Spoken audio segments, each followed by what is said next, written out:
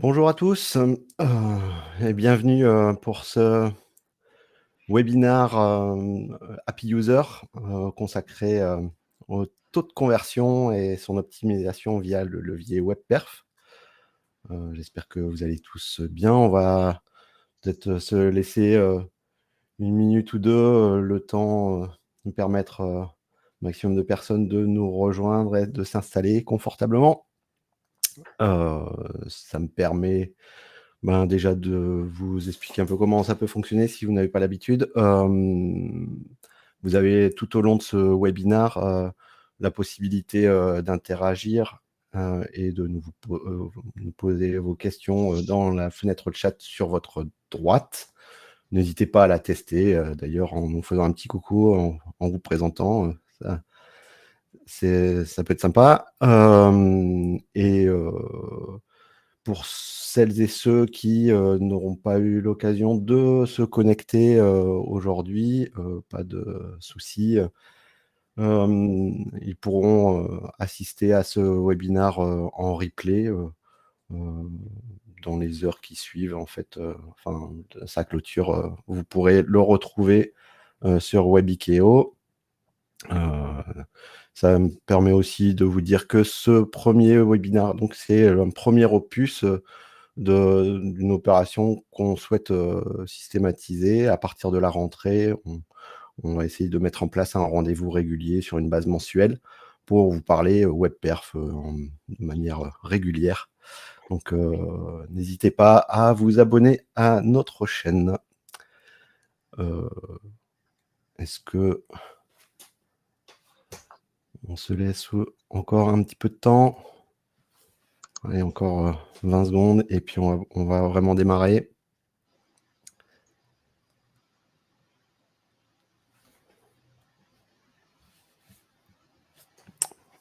Allez, on va partir. Donc, comme je vous le disais, bienvenue et merci de votre présence pour ce webinaire, donc là, dédié à l'optimisation du taux de conversion grâce au levier WebPerf. Donc, c'est un webinaire qui est destiné principalement aux marketeurs. Si vous ne l'êtes pas, restez, on devrait pouvoir quand même trouver quelques infos intéressantes à vous transmettre. Et donc, on a choisi de parler de taux de conversion parce que c'est le KPI universel et stratégique pour tout bon web marketeur. Et on souhaitait vous interpeller sur le levier performance web, parce que on a pas mal d'infos qui nous permettent de dire que c'est un levier puissant qui peut avoir une forte incidence sur ce taux de conversion. Et on essaiera de vous le démontrer au travers d'un cas concret, et puis de vous orienter sur les orientations, enfin sur les méthodes les plus efficaces pour parvenir à optimiser cette performance web.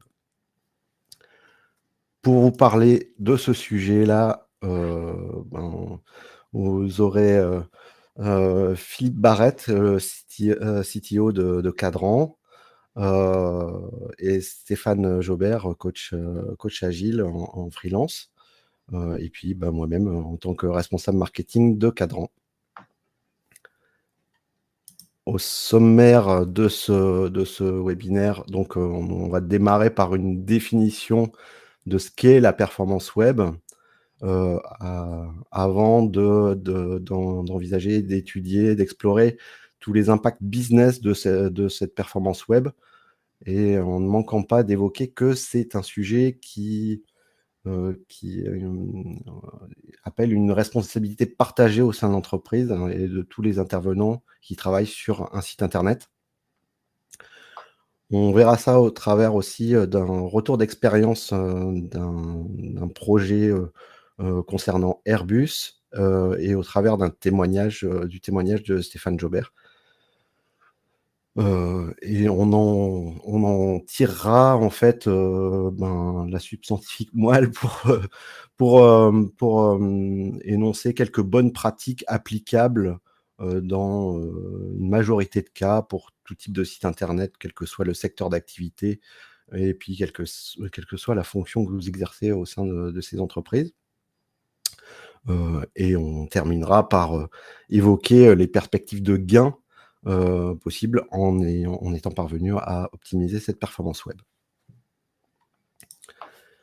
Avant de définir ce qu'est la performance web, je veux quand même souhaiter, faire un focus sur le taux de conversion. Alors pourquoi avoir choisi cet élément-là? Parce que, c'est le KPI roi, pour tout site internet, qu'il s'agisse d'un e-commerce ou d'un site B2B ou d'un site d'une collectivité, à un moment donné, il est question de transformer des visiteurs en leads ou en clients, et donc c'est un élément, stratégique et qui va dicter en fait, la réussite business, de votre entreprise, digitale.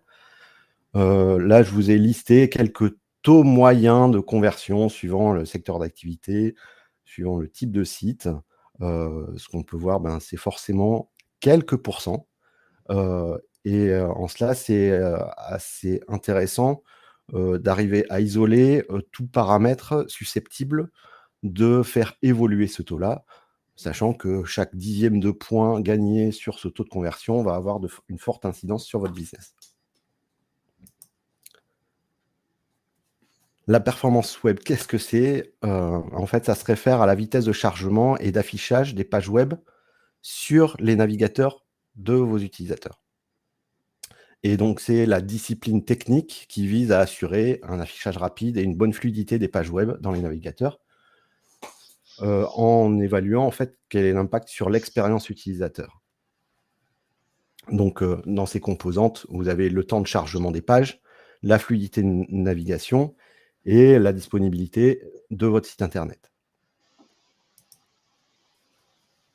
Même si donc, performance web et UX, enfin expérience utilisateur sont intimement liés, il y a d'autres composantes qui rentrent dans l'expérience utilisateur. Néanmoins, cette performance web a un caractère essentiel.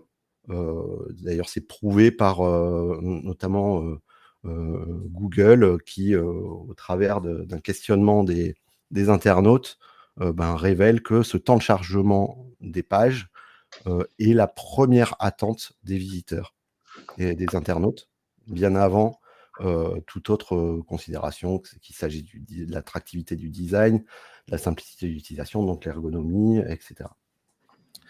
Et c'est d'autant plus important que, sans vitesse, vous n'avez pas la possibilité, d'exploiter les autres éléments.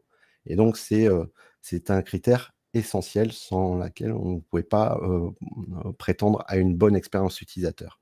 Google le résume par une formule, the need for speed. Et là, je vous ai rappelé, un résultat d'étude particulièrement éloquent, savoir que 53% des visites mobiles sont abandonnées si la page met plus de 3 secondes à charger.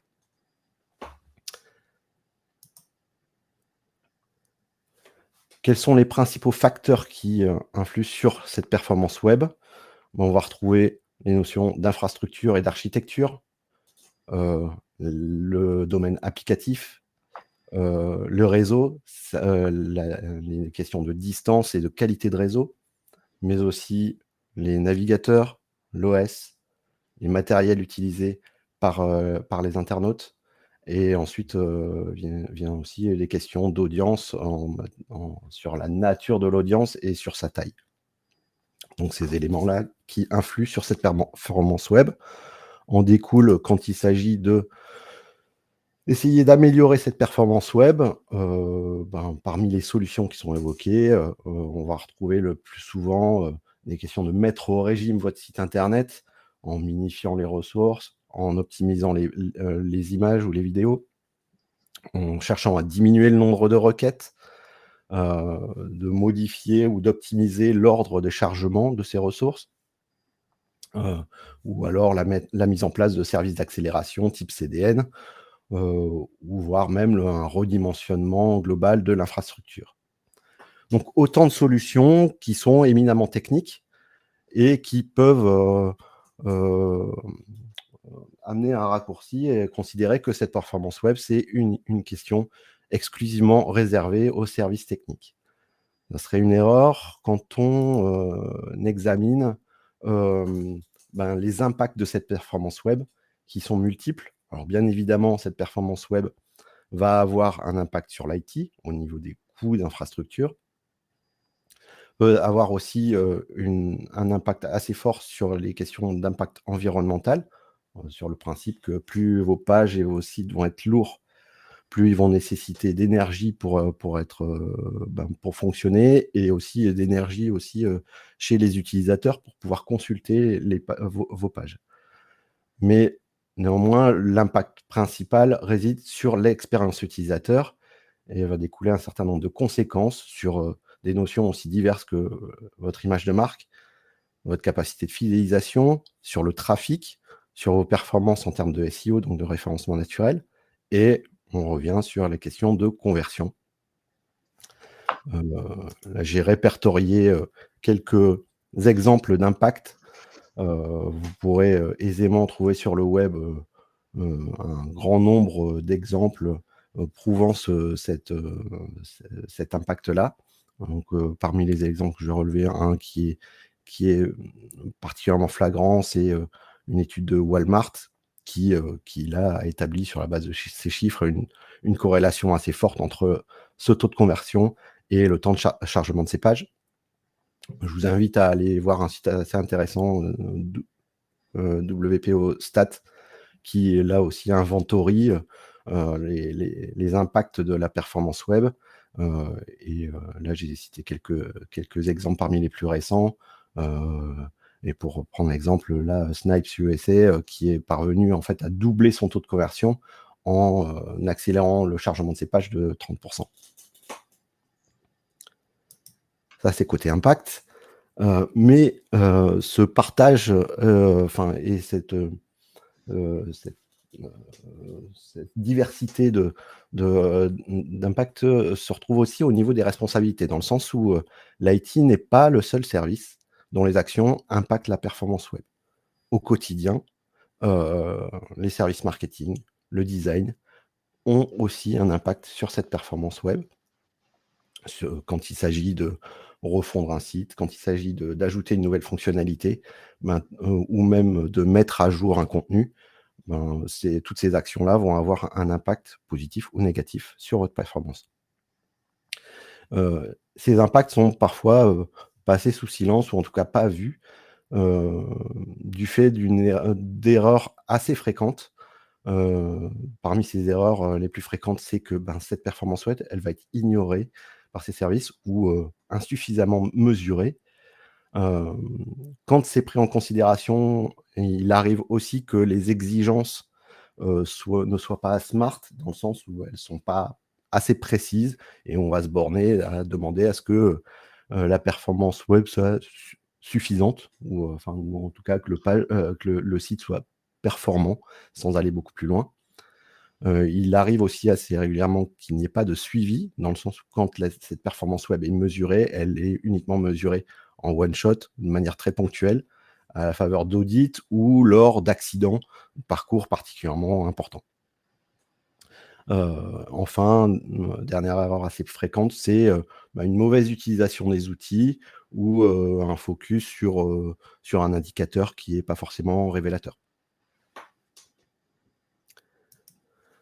Sur la base de ce constat, ce qu'on peut tirer comme enseignement, c'est que dans tous les cas, la performance web doit être un enjeu transversal, et l'ensemble des équipes qui travaillent sur un site internet se doivent d'être alignées sur un objectif commun. On peut le retraduire dans ce schéma sur la vie d'un projet internet, en partant de l'exigence, la conception, le développement, les tests, le déploiement, vérification, production. Sur toutes ces phases-là, cette performance web doit être suivie. Et là, on s'est amusé en fait à positionner les différents services ou les différents intervenants qui se doivent de prêter attention à ce facteur-là, à ces différentes étapes. On a terminé là sur cette partie théorique. Là maintenant, on va essayer de vous démontrer ce qui a été réalisé dans le cadre d'un projet d'une mission pour Airbus et une collaboration avec Stéphane. Et je vais passer la main à Philippe pour expliquer ça. Merci Philippe pour ces explications sur ce qu'est la performance web, ses impacts business et le partage de responsabilités entre les équipes. Donc, je me présente, Philippe Barrette, je suis cofondateur de Cadran. Donc, Cadran, c'est une société qu'on a montée en 2008. On s'est spécialisé sur tout ce qui était performance web et les impacts UX. Et donc, en 2011, on a mené des travaux de R&D sur les performances web et on a reçu le label de société innovante. Et en 2014, on a sorti la première version d'API User qui permet de mesurer donc, les performances web et les impacts sur le ressenti des internautes. Et on travaille depuis sur son amélioration. Quelques dates clés pour nous aussi. 2017, on a travaillé sur une norme qui s'appelle l'APIDEX, qui permet de corréler les performances web et impact business. Et depuis 2020, on travaille en particulier sur tout ce qui est module IA pour prédire les performances web sur les prochaines semaines et sur des systèmes experts qui permettent de faire du diagnostic un peu automatisé. On travaille également sur la partie éco-conception, donc mesure de l'impact environnemental. Comme expliquait Philippe, il y a un lien fort entre la perf et l'environnement. Donc, je suis accompagné aujourd'hui de Stéphane Jobert, donc, qui est coach agile en freelance. Pour résumer un peu le parcours de Stéphane, donc il est certifié SAFe, c'est une méthode agile pour les grosses entreprises. Pour résumer son parcours, il a travaillé chez Capgemini en tant que développeur et puis a pris des responsabilités de directeur de projet, puis a été responsable des portails et des services web chez Airbus et maintenant donc promoteur des méthodes agiles et DevOps en indépendant. Donc, pour parler du retour d'expérience Airbus, la problématique de départ, c'est qu'effectivement, il y avait une baisse de performance des performances web des clients lointains, alors que du côté de la France, ça avait l'air de bien fonctionner, et avec une baisse de la satisfaction client. Donc là, je vais laisser la main à Stéphane qui va développer la problématique et expliquer comment ils ont résolu ce problème de performance chez Airbus. Merci Philippe. Oui, alors, tu as raison. En fait, il y avait des soucis de performance pour certains clients, certains utilisateurs. Et ce qu'on ne comprenait pas, c'est que tout avait l'air de marcher parfaitement bien quand on regardait ce qui se passait autour du data center ou en France ou en Europe. On avait de bons temps de réponse sur toutes les applications, sur tous les services web. Et on s'est donc dit qu'il fallait qu'on ait des moyens qui nous permettent de comprendre vraiment ce qui se passait, hein, parce que la situation elle était catastrophique pour certains clients.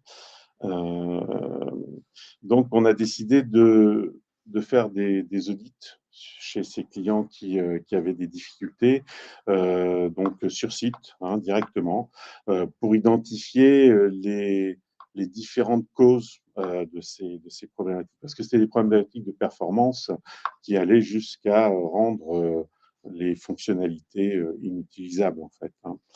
Donc, on a pu identifier un certain nombre de choses à faire, mais il nous fallait résoudre le problème très vite, hein, sortir de cette crise.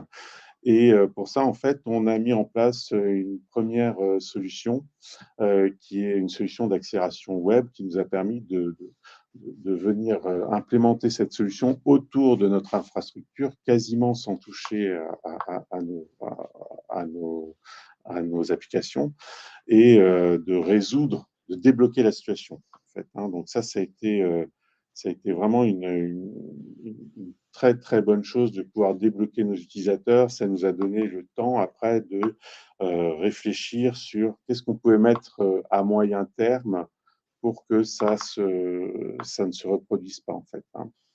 Donc, Les actions à moyen terme, on s'est dit que premièrement, il fallait qu'on sache voir, que l'on puisse voir ce qui se passait, hein. Et donc, il fallait qu'on mesure et qu'on mesure l'expérience réelle de nos utilisateurs. Non pas l'expérience, non pas des mesures de robots ou des mesures de script, mais des choses qui viennent vraiment de nos utilisateurs, de l'utilisation faite en réel par nos utilisateurs. Une fois qu'on a fait ça, qu'on a déployé cette nouvelle façon de mesurer, on s'est rendu compte, pour être plus proactif sur les problèmes de performance, pour le souci d'avoir des bonnes performances, il nous fallait en fait collecter les bonnes pratiques, qui étaient assez simples, mais les collecter de telle manière à ce que après tout le monde puisse les mettre en place et que tout le monde puisse les respecter. Quand je dis tout le monde, c'est qu'il y a plusieurs équipes projet, une par service, par web service. Dans chaque équipe projet, il y a plusieurs intervenants. Il y a des gens qui font du développement, il y a la partie client, la partie business qui définit ses exigences. Il y a tout ce qui est lié plus aux opérations. Donc, c'était important qu'on puisse former tout le monde à avoir des patterns, des façons de réfléchir, un cadre à respecter, un langage commun aussi pour prendre soin de cette performance sur l'ensemble du cycle de vie. Le cycle de vie qu'on a vu il y a quelques instants, cette boucle qui permet d'aller des exigences jusqu'à la mise en service. On a donc formé les gens et après, on s'est orienté sur le fait de mesurer les gains pour être sûr qu'on avait des gains de performance qui étaient stables, qui étaient constants et idem pour la qualité. Parce que finalement, cette intégration continue qu'on faisait sur l'ensemble du cycle de vie de l'application, en prenant soin des performances, en prenant soin des exigences, en prenant soin de la qualité, ça nous permettait d'arriver en production, lorsqu'on mettait à disposition le service, d'arriver avec un bon niveau. Alors, même si on arrivait avec un bon niveau au moment de la mise en production, après, on avait quand même on mettait en place la période de vérification régulière après la mise en production pour s'assurer que les gains ils résistent, qu'ils soient toujours là et qu'on n'ait pas une espèce de dégradation qui arriverait avec le temps, en fait. Alors, j'ai indiqué en fait que la mesure, c'était quelque chose d'assez central et je vais un petit peu détailler pourquoi. Traditionnellement, on mesure les performances d'un service pendant la période de test. Donc, on a fini les développements et puis juste avant de déployer, on mesure un peu les performances. On mesure les performances. L'écueil avec cela, c'est qu'en fait, on n'a pas les moyens de vraiment suivre ce qui se passe depuis le départ et de prendre les problèmes le plus tôt possible. Donc, on se retrouve à faire des boucles simplement pour corriger des problèmes de performance, et ce qui fait qu'on retarde la mise en service des nouvelles fonctionnalités. Donc, dans nos bonnes pratiques, on a vraiment insisté sur le fait que les performances, c'était quelque chose qui se traitait du début jusqu'à la fin, sur l'ensemble du cycle de vie. Donc, dès la mesure, en fait, on la prévoit dès les exigences, dès la conception du système. Et puis, on l'instrumente pendant la phase de développement. Et on l'active, on continue de l'activer pendant la phase de développement, pendant les tests, pendant le déploiement, pendant la vérification, ce qui fait qu'on a la capacité à voir comment évolue la performance au travers du temps et au travers des évolutions qui sont faites sur le service. Donc ça, c'est très important que ce soit fait sur l'ensemble du cycle de vie. Et là, on voit encore le fait que du coup, ça nécessite de déployer cette façon de faire, de déployer ces mesures sur un certain nombre d'équipes. Ça va des équipes fonctionnelles jusqu'aux équipes opérationnelles, en passant par les équipes de développement. Alors, en ayant fait ça, on a eu des gains. Alors, heureusement, c'était le but. Parce que, alors, ils sont de trois natures, ces gains. Il y a eu premièrement un gain en termes d'image, parce que le niveau de satisfaction a vraiment augmenté dès qu'on a pu débloquer les gens qui étaient bloqués et quand on a pu après garantir une démarche qui améliorait les performances et qui faisait qu'on savait quelle performance on aurait une fois qu'on serait en service. Donc ça, en termes de gain, un gain en termes d'image qui est vraiment important. Un gain en termes de coût, parce qu'en fait, quand on avait des crises, la résolution de ces crises, c'est un coût assez important, parce qu'on mobilise des équipes pour résoudre la crise le plus vite possible. Et quand on n'est pas clair quand on a du mal à voir d'où vient le problème, on mobilise toutes les équipes, ou en tout cas un grand nombre d'équipes pour résoudre la crise au plus vite. C'est mobilisation générale. Le problème, c'est que c'est extrêmement coûteux. Et avec une bonne mesure, on peut être… Déjà, on a beaucoup moins de crises, presque plus. Mais en plus, quand il y a quelque chose qui quand même part de travers et que ça se transforme un peu en crise, on peut cibler, on sait déjà à l'avance ce qui est à l'origine du problème. Si c'est plutôt le front office, si c'est plutôt des problèmes de latence. Donc, on a pu résoudre ces crises avec beaucoup plus d'économie qu'avant. Et le troisième point, c'est sur les services qui sont en ligne. On a des services qui ont été finalement de plus en plus utilisés parce que le service devenait de plus en plus utilisable. Du coup, l'effet induit, c'est que les utilisateurs ils prennent confiance et ils sont d'accord pour changer un petit peu leur façon de travailler en passant de processus qui étaient un petit peu manuels à des processus à plus forte valeur ajoutée qu'on leur proposait. Et ça, c'est vraiment un gain encore en termes d'image, mais c'est un gain aussi en termes de revenus parce que derrière les services, il y a toujours un business model qui est là en fait. Voilà, j'en ai fini avec les gains et du coup, je vais te repasser la parole, Philippe. Merci Stéphane pour ce retour d'expérience. Donc on comprend bien qu'il y a eu deux phases dans ce projet, une première phase pour éteindre l'incendie avec la mise en place de solutions d'accélération réseau du marché et une deuxième phase vraiment de restructuration en profondeur des méthodes de travail et des bonnes pratiques chez Airbus. Donc là, peut-être qu'à ce moment-là du webinaire, vous vous dites, bon, moi je suis commerçant, collectivité, c'est peut-être un petit peu plus petit qu'Airbus et ces bonnes pratiques, je ne vais pas pouvoir les appliquer dans mon contexte. Donc là, ce que je voulais vous montrer, c'est quelles sont les bonnes pratiques que vous pouvez mettre en œuvre, quelle que soit la taille de votre société ou de votre structure. Donc Stéphane a bien insisté sur la mesure, et la mesure au niveau des utilisateurs, puisque finalement, on avait vu qu'il y avait des problèmes chez certains utilisateurs et pour d'autres, pour lesquels ça fonctionnait très bien. Donc là, l'idée, c'est vraiment de mettre en place des outils de mesure au niveau des postes clients pour chaque utilisateur, et puis après, d'aller trouver les contextes qui posent problème.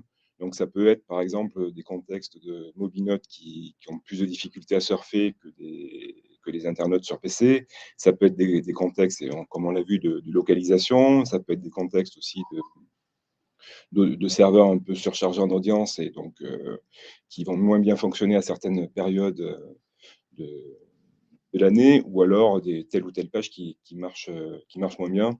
Donc l'idée, c'est vraiment d'aller isoler les contextes qui posent problème et se concentrer sur la résolution de ces problèmes-là. Ça, c'est la première chose à mettre en place, savoir où est-ce qu'on en est et qui souffre. La deuxième, Philippe a également bien insisté pour expliquer que les performances web, ce n'était pas uniquement une histoire d'équipe technique. Je rajouterais même les équipes communication qui ont une part très importante, notamment de plus en plus de webmasters font partie des équipes communication. Pour bien comprendre et se dire, OK, mon site web est performant et atteint les objectifs, il faut parler la même langue. Donc, commencer par définir un indicateur partagé par toutes les équipes, que tout le monde comprend, pour pouvoir mesurer le ressenti des internautes. Donc, vous avez par exemple Google qui a développé ce qu'ils appellent les Core Web Vitals. Donc, ce sont des 4 ou 5 KPI qui vont vous permettre de savoir où vous en êtes au niveau de votre site web. Donc, vous avez le FCP, le LCP, le FID, l'INP, 4-5 KPI. Donc, ça mesure les débuts de chargement de la page, fin de chargement, le niveau d'interactivité que vous pouvez avoir avec la page. Et donc, c'est un indicateur que vous pouvez utiliser, que vous soyez marketing, communication, voire commerciaux ou équipe technique, et que vous allez partager. Et comme ça, quand les équipes techniques vont améliorer les performances, vous pourrez également le noter de votre côté. De notre côté, je vous avais parlé de l'API-Dex par rapport à notre produit API User. Donc, c'est un index qui mesure le niveau de satisfaction des internautes par rapport aux performances web. Donc, on a pris 2 moments qui étaient vraiment importants pour le ressenti des internautes. Ça va être le début d'affichage, parce que le début d'affichage, c'est important parce que c'est ce qui va donner la notion de fluidité du site. Et la fin d'affichage, quand vous pouvez interagir avec votre page. Donc, on combine ces deux moments pour en faire un index qui va de 0 à 1 et qui est très facile à utiliser par l'ensemble des populations. Donc, l'idée, c'est de se mettre d'accord déjà sur l'outil de mesure et votre référentiel. Voilà. Ensuite, Philippe vous a déjà donné quelques bonnes pratiques que vous pouvez mettre en place sur votre site web. Stéphane également par rapport à ce qu'ils ont fait. Je vais en rajouter peut-être 2 ou 3. Donc, par exemple, donc ça va être valable aussi bien que vous soyez e-commerçant ou collectivité. Vous pouvez prendre le problème à l'envers. Vous dire, moi, je donne un budget performance à ma page web. Donc, par exemple, je veux qu'elle s'affiche en moins de 3 secondes. Et donc là, vous allez la travailler par contrainte, c'est-à-dire vous dire de quoi j'ai vraiment besoin sur cette page web. Bon, peut-être de l'afficher. Est-ce que j'ai besoin vraiment d'afficher une vidéo? Si ça me l'apporte, il n'y a pas de problème. Est-ce que j'ai besoin de la monitorer, donc de faire un peu d'analytics dessus? Est-ce que j'ai besoin d'outils de mesure du comportement des internautes? Oui, bon.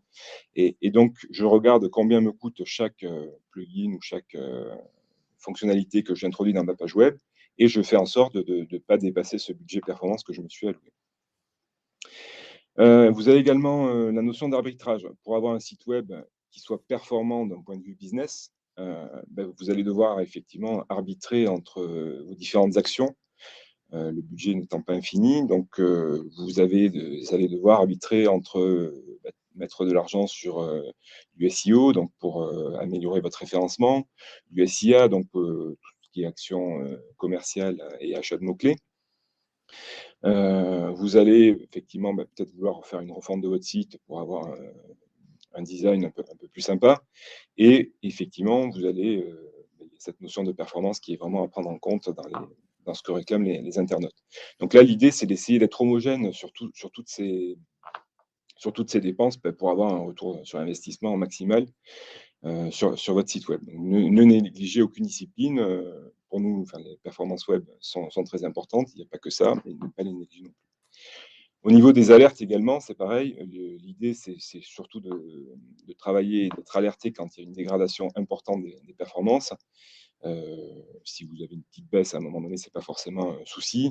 Par contre, si à un moment donné, vous avez une chute drastique des performances, là, si vous êtes alerté, c'est autant de temps que votre site web, dès que votre site web va être réparé, vous allez revenir sur des taux de conversion plus conventionnels. Je rajouterai peut-être pour les collectivités que le site web va souvent remplacer des services physiques. Donc, je pense en particulier aux mairies au département. Hein, nos clients nous en parlent assez souvent. Et donc, les services sont digitalisés. Il faut vraiment que ce soit des services performants pour que les citoyens adoptent ces nouveaux comportements. Et si vous livrez des services qui sont trop lents, donc par exemple, comme l'inscription à la cantine chaque semaine où les personnes doivent se connecter, et s'ils attendent 20-25 secondes entre deux clics, bon, ben, les gens se plaignent, ils veulent revenir à l'ancien service et donc vous réengorgez le standard et les équipes en gestion des tickets. Donc l'idée vraiment, c'est que le service digital soit performant pour pouvoir faire des économies au niveau des équipes. Voilà, ce qu'on a constaté chez nos clients en termes de gains, si on travaille sur la performance web, donc nos clients qui ont amélioré leur performance web, ce qu'ils ont noté, c'est effectivement 17% en moyenne sur les taux de conversion. Donc pour les e-commerçants, ça va être des paniers, ça peut être aussi des formulaires de lead. Ou des pages objectifs pour les collectivités, par exemple. 30% de pages vues en plus, des temps de résolution de crise divisés par 7, donc on note ce dont Stéphane parlait également, et des gains très significatifs sur le référencement naturel. Donc Google avait introduit ces KPI, ils s'en servent dans leur classement, et donc si vous avez un site rapide, vous allez être privilégié. Ben, tout ça, l'augmentation des pages vues et un meilleur référencement naturel, ben, effectivement, ça va augmenter de manière significative votre trafic. Donc, c'est ce que nous ont remonté nos clients. Voilà, je repasse la main à Philippe pour la conclusion du webinaire. Oui, donc pour vous rappeler, enfin pour vous informer que en fait Cadran avec l'expertise qu'il a développée sur l'optimisation de la performance web et de ses impacts sur l'expérience utilisateur, a développé depuis dans quelques années un outil qui s'appelle API User Insight, qui est en fait un outil en SaaS qui permet en fait de mesurer et de suivre cette performance web et surtout ses impacts sur l'expérience utilisateur, et ça sur l'ensemble de votre audience, et donc pour pouvoir établir les bons diagnostics et détecter les cas les plus problématiques. Je vous invite à aller bien évidemment à vous rendre sur notre site. Vous aurez l'occasion de tester votre site, d'ouvrir un compte test pendant une période gratuitement, et puis je vous invite à parcourir notre blog où vous allez pouvoir trouver pas mal d'informations sur ces sujets-là. Et je là, je vous transmets des adresses. N'hésitez pas à nous demander nos use cases, dans le sens où, dans la même logique que ce que Philippe vous a fait. En fait, de par notre expérience, on a pu rédiger et mettre en forme un certain nombre de use cases adaptés à chaque type de site, chaque secteur d'activité, et donc qui vont permettre de gagner du temps et dans cette meilleure prise en compte de la performance web dans vos projets. Je ne sais pas si Philippe ou Stéphane avaient quelque chose à rajouter avant qu'on passe à l'examen des quelques questions, et puis on va essayer d'y répondre. Oui, effectivement, donc je ne l'ai pas indiqué, mais on a effectivement des guides de bonnes pratiques en fonction des différents contextes, donc que ce soit pour des e-commerçants, des collectivités, les industriels. On a sectorisé les bonnes pratiques à mettre en place, donc n'hésitez pas à nous les demander sur ces adresses mail, on vous les enverra avec plaisir. Voilà, donc là, on va regarder un petit peu quelles sont les questions qui ont pu être posées. D'accord, je vais peut-être répondre à la première de Julien. Doit-on se baser principalement sur PageSpeed Insight pour évaluer la performance d'un site, ou est-ce un outil parmi d'autres? C'est une très bonne question. Si on reprend un petit peu le cycle de vie qui avait été présenté lors retour d'expérience Airbus, on voit qu'effectivement, on va faire des mesures à différents moments du projet et du run de l'application. Donc, il y a principalement 2 familles de produits sur le marché, des outils synthétiques et les outils dits RUM, Real User Monitoring. Les outils synthétiques sont à base de sondes qui vont vous permettre de faire une mesure précise à un moment donné, dans un contexte donné. Donc, par exemple, vous pouvez regarder, tiens, qu'est-ce que ça donne, les performances pour un Mobinote depuis tel endroit, et donc vous aurez la réponse. Donc ça, c'est assez pratique, effectivement, pendant la phase de mise au point, puisqu'effectivement, vous n'avez pas encore forcément de clients sur votre application.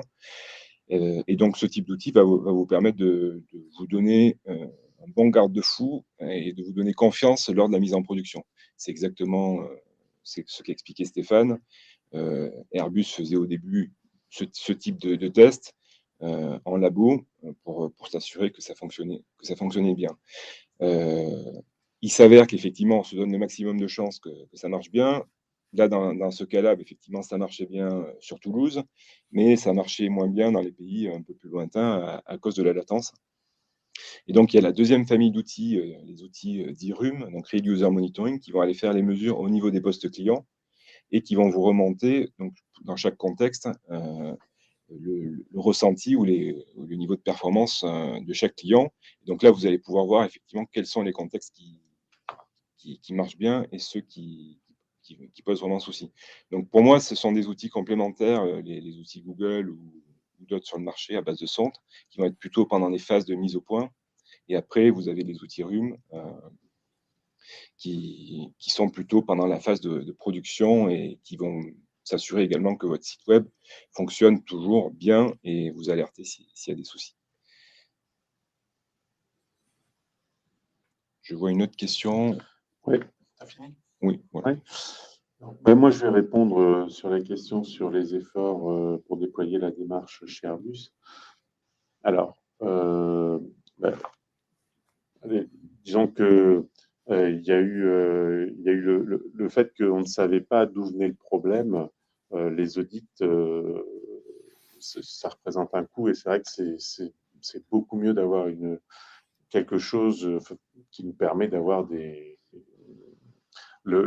moyens de savoir ce qui se passe en fait. Alors que quand on ne le sait pas, bah, évidemment, il faut déployer, et c'est forcément coûteux. Ce qui me fait dire que quand la mesure, on la prend a posteriori, la mesure de la performance, forcément, on ne l'a pas prévu et voilà. Donc, alors ça, c'était… Par contre, ce qui a été finalement assez peu coûteux, c'est de mettre en place le Quick Win, parce que quand on a identifié ce qu'il fallait faire, on a pu le mettre en place. Et là, du coup, ça ne nous a pas demandé un gros effort. En fait, hein. Ensuite, sur les il y avait un deuxième temps avec les best practices. Donc là, encore une fois, il y a le fait de… Quand on met a priori, quand on déploie des bonnes pratiques très tôt dans la création du cycle de vie du service, ça peut se faire simplement comme dans toute méthodologie projet. Nous, ce qui a été compliqué, c'était de le faire a posteriori pour faire migrer nos façons de travailler, cette nouvelle façon de… Enfin, avec ces nouvelles méthodes, ces nouveaux outils.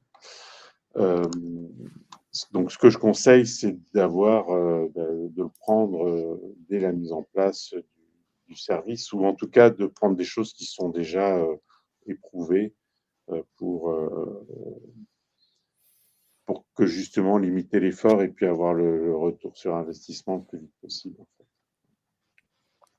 Ok, peut-être pour compléter un petit peu la réponse de Stéphane, c'est vrai que ce projet-là avait eu lieu il y a quelques années, déjà entre 2008 et à partir de 2008. Et les outils du marché étaient moins mûrs qu'en 2022. Notamment, il n'y avait aucun outil RUM donc, qui permettait vraiment de faire les mesures au niveau des postes clients quand le projet a été lancé. Donc, il a fallu vraiment développer des outils maison les premières briques d'API User ont été faites à cette intention. Et donc là, maintenant, aujourd'hui, le marché est beaucoup plus mûr avec des outils synthétiques, hein, comme j'expliquais, et des outils RUM qui vous permettent de mesurer déjà dans les différentes phases projet.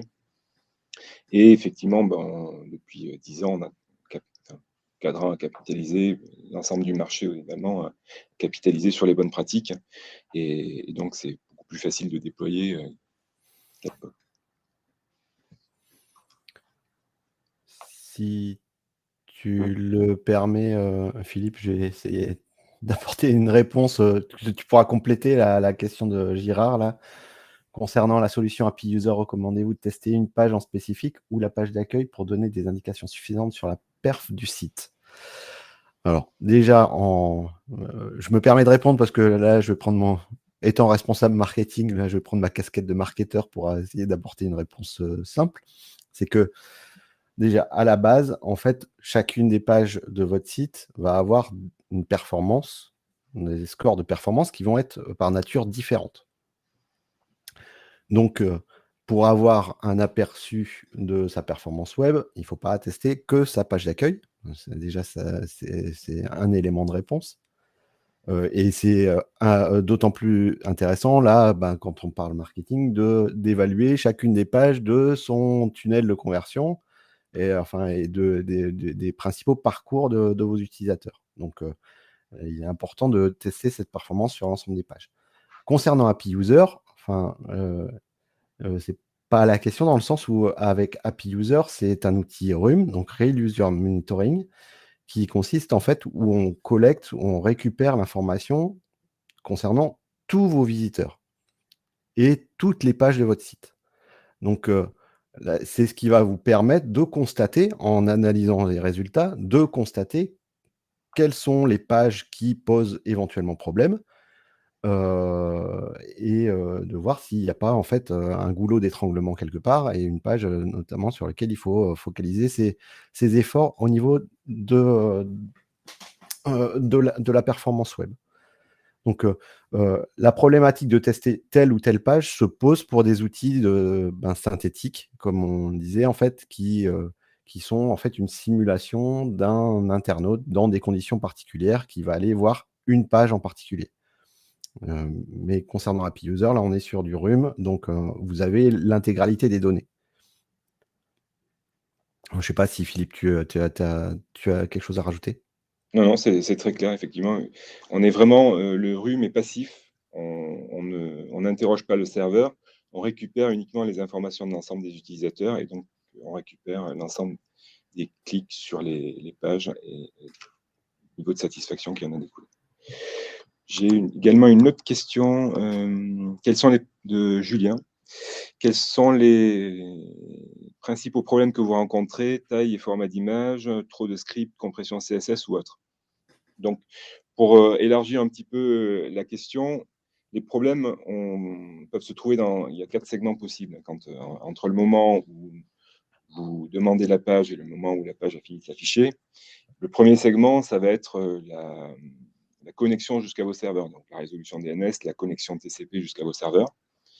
Le deuxième segment, ça va être le calcul de la page, donc par votre CMS ou votre portail maison, donc qui va processer la page HTML pour la renvoyer.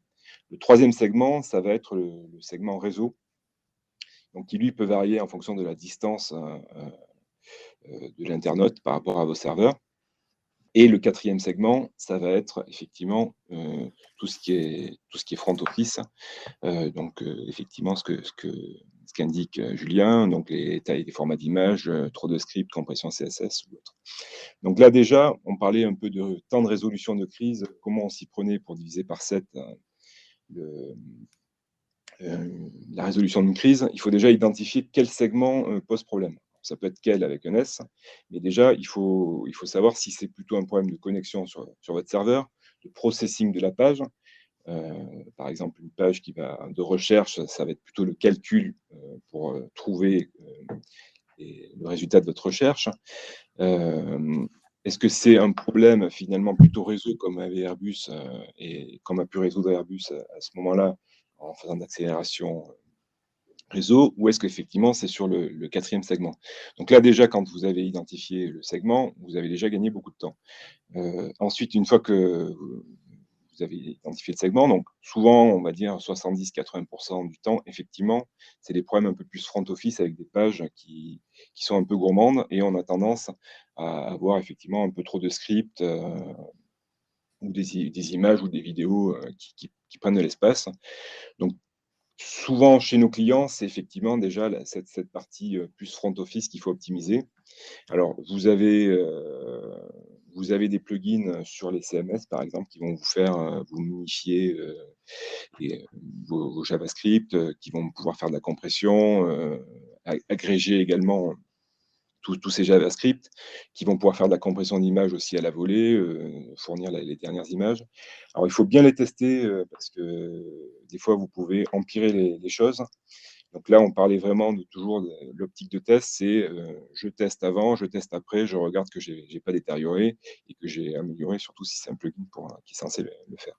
Donc voilà, et on retrouve effectivement un peu tout ce que vous dites, il y a souvent beaucoup de JavaScript, des CSS qui sont pas toujours utilisés, donc il va falloir essayer de les soigner et pour les faire un peu maigrir.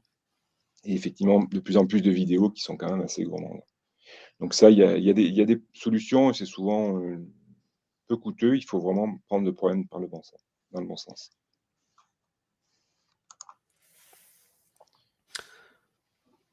Est-ce que tu veux que je tente d'apporter une réponse à l'autre question de Julien sur Oui, les pages d'atterrissage? oui. Julien a beaucoup de questions. Je répondrai à sa dernière question également Mais sur c'est la bien, c'est différence bien.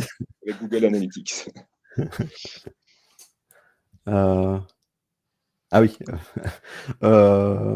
Alors, sur la page d'atterrissage, pour répondre très clairement, créer une page d'atterrissage pour une conversion type prospect est-il une bonne alternative à une refonte optimisation totale d'un site? Oui, dans le sens où là, vous simplifiez la problématique à ramener l'éventuel travail sur la performance web sur une seule page. Donc si vous parvenez à faire ça, c'est bien. Juste attention, heu, parfois, les pages d'atterrissage, on les conçoit via des services tiers. Donc ça veut dire que c'est pas hébergé chez vous et donc là, vous êtes dans un autre contexte technique et où vous avez peut-être pas forcément la main pour vraiment optimiser la performance web sur cette landing page. Mais ça peut être une technique pour éviter de s'embarquer dans un énorme chantier de refonte globale de votre site.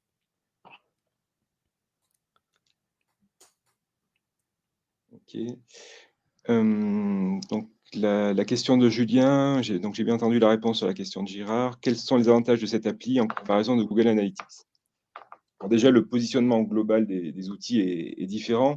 Google Analytics a mesuré les performances de votre site, mais les performances business. Donc vous allez pouvoir voir le nombre d'utilisateurs qui se connectent, le nombre de pages vues, les pics de fréquentation, l'atteinte des objectifs, donc vos taux de conversion. Donc vous allez pouvoir positionner tous ces indicateurs. Ils ont un petit module qui permet effectivement de mesurer les performances. Alors, les différences avec Happy User, j'en vois plusieurs. La première, c'est qu'effectivement, ils ne mesurent pas 100% du trafic, mais 1% du trafic, donc ce qui est vraiment insuffisant. On ne peut pas parler d'outils RUM. Vous avez vraiment un petit échantillon. Le deuxième, en termes d'ergonomie, c'est assez difficile de faire du diagnostic pour avoir essayé. J'ai jamais réussi à vraiment diagnostiquer d'où venaient les problèmes et quelle page posait souci et pour qui. Mais bon, il y a un petit module effectivement perf. Et le troisième, c'est que effectivement, vous allez avoir quelques points de mesure sur les temps de chargement totaux des pages. Et donc Happy User, la philosophie qu'on a pris, c'est de mesurer le ressenti des internautes vis-à-vis des performances. Donc on a cet index qui va de 0 à 1 et qui prend en compte, qui est une synthèse des débuts et fins de chargement, et donc qui qui vous permet d'en déduire le ressenti, donc ce que ne fait pas Google. Bon, je vous rassure aussi, on est capable d'afficher les débuts, les fins de chargement sur chaque segment, donc on peut faire une analyse poussée également pour les équipes. Si je peux me permettre, il y a une autre aussi petite différence, c'est peut-être au niveau cookies, en fait, Oui. et au niveau de la collecte. Oui, donc effectivement, bon, hormis les problèmes qu'a Google Analytics en ce moment avec le RGPD, nous, on n'utilise pas de cookies dans Happy User.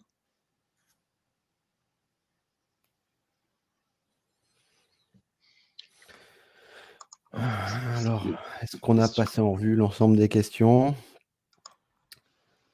Voilà, je lance un petit appel. Si vous reste encore une question, allez-y. De toute façon, si vous avez des questions, n'hésitez pas aussi. Vous pouvez, Je remets.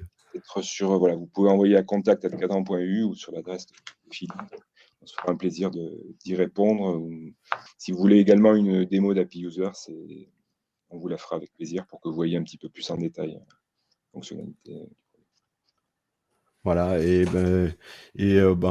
pour clôturer, donc si je vois pas d'autres questions, je vous invite. Ah, si, une dernière question de Louis. Comment mesurer l'impact sur les conversions? Oui, alors on a effectivement un graphe qui permet de voir effectivement la baisse du taux de conversion en fonction des. Et donc, on a une relation entre ces temps de chargement et le taux de conversion et ce qu'on pourrait gagner en taux de conversion si on gagnait 1 seconde, par exemple, de temps de chargement, 1 ou 2 secondes. Ça permet de se positionner et de voir les gains qu'on pourrait espérer en améliorant les performances. Donc, si vous vous souvenez du graphique qu'a présenté Philippe en début et la chute du taux de conversion, on l'a implémenté dans Happy User.